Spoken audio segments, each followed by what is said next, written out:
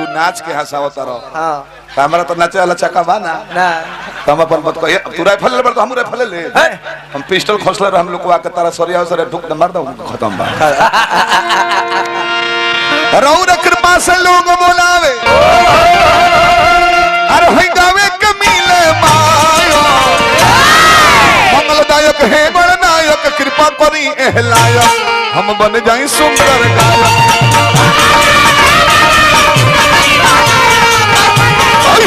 मंगलदायक है गणनायक कृपा करी एहलायक हम बन जाई सुंदर गायक।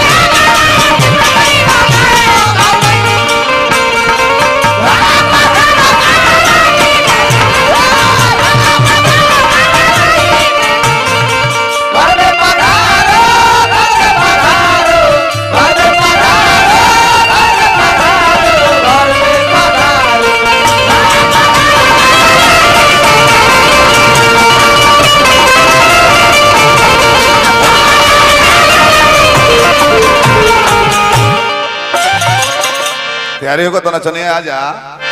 एक आध गो में तू नाच लो और बा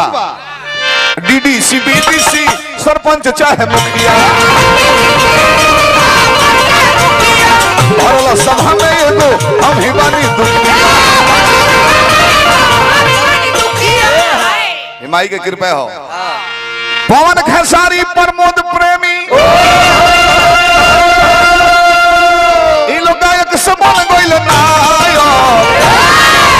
नायक बन गइलो फिल्म में हीरो निमन गीत गाके ना लोग कहता अश्लील बंद करो अश्लील बंद है तो रामायण के ब्यास लोग खइला बिना मर जाए एक आध गो चुटकुला लाइदारी ना चले तो रामायण सुने वाला श्रोता रह कितना गइल बने के सुनता है हाजीपुर को नहीं रहे जे कुंवर जी कहत रह कि रघुकुल रीता सदा चली आई 20 गो नवही लेके खड़ा है कहत रह कि घर चलई हितवा अब कुछ ना गाई चला हो चला ओबना लई रामायण पर हितवा कहत चला चला जन्नी तो समय के अनुसार जो व्यास नाम बदली वो मार्केट से उठ जाए। राधा कृष्ण से निमन के गायक रहलो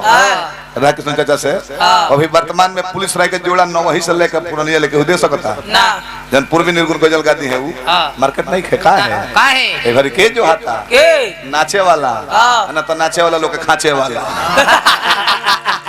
कौन है गलती करने सुदर्शन भाई तो रामायण में एगो गायक बताई तो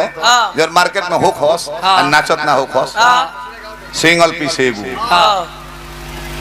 तो हेंकर देखिए कमर में बैरिंग लगल बा कहां ग्रीसिंग होला अब तो हम ए फेर में बानी कि बोलेरो के बैरिंग बदले के पड़ता ग्रीसिंग करे के पड़ता ये लोग के कौना ग्रीस गन से ग्रीसिंग होते हमरा नहीं हां भाई बैरिंग न हटे वो हड्डी हड्डी के होई